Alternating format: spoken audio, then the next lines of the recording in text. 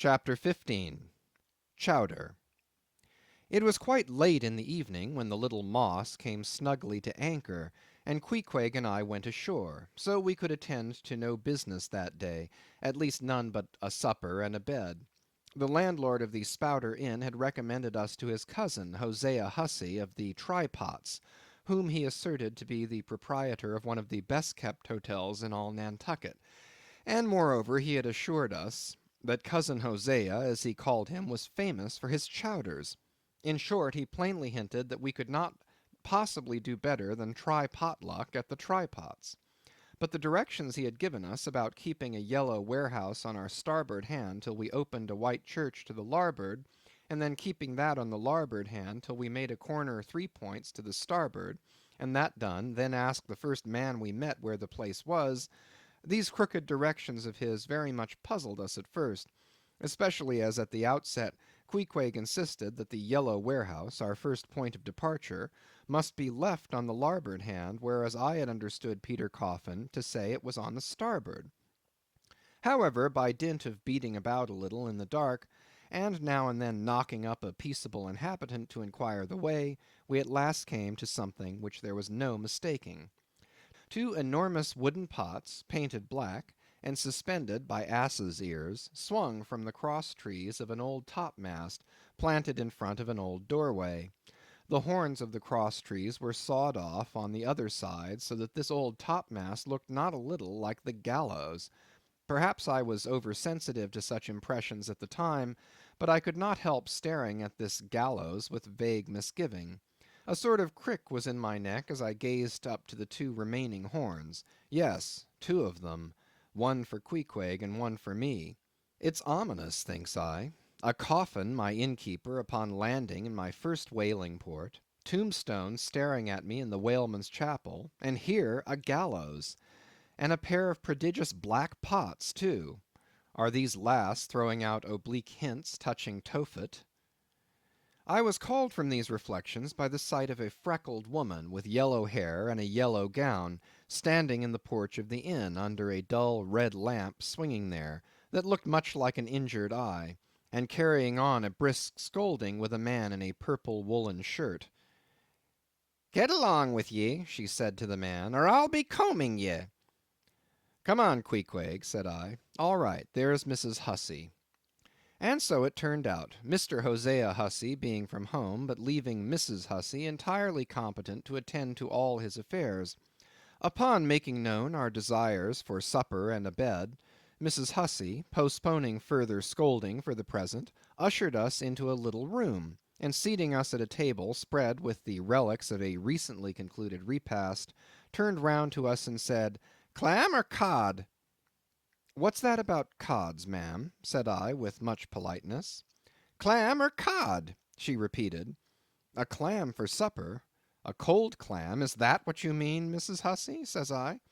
"But that's a rather cold and clammy reception in the winter time, ain't it, Mrs. Hussey?"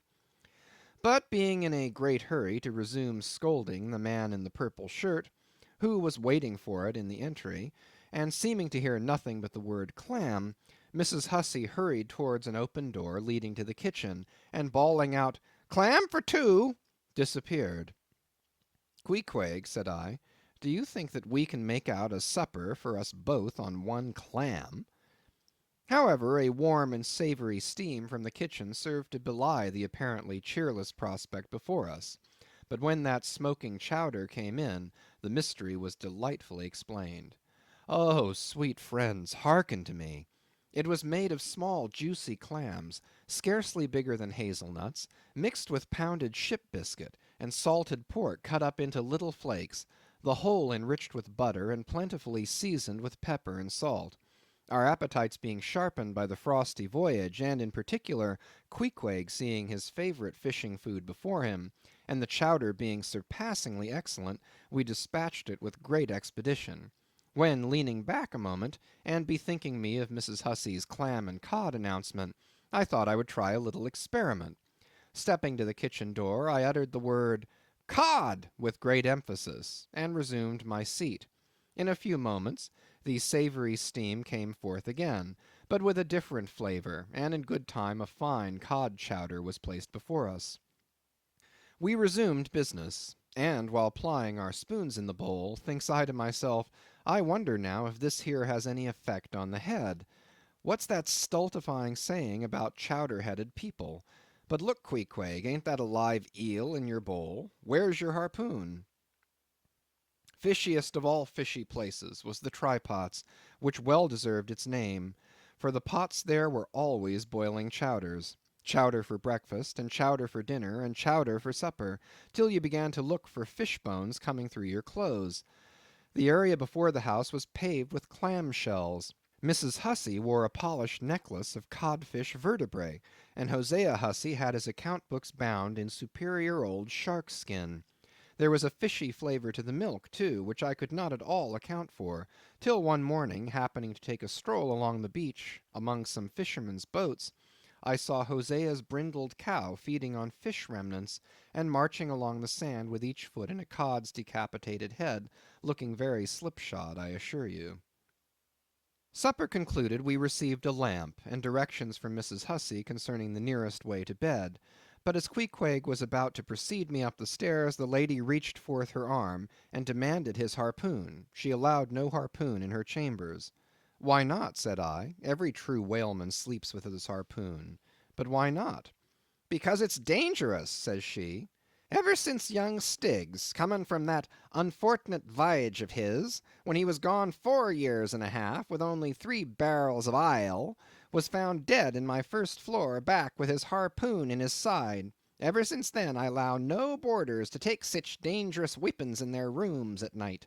So, Mr. Queequeg, for she had learned his name, I will just take this here iron and keep it for you till morning. But the chowder, clam or cod tomorrow for breakfast, men? Both, says I, and let's have a couple of smoked herring by way of variety.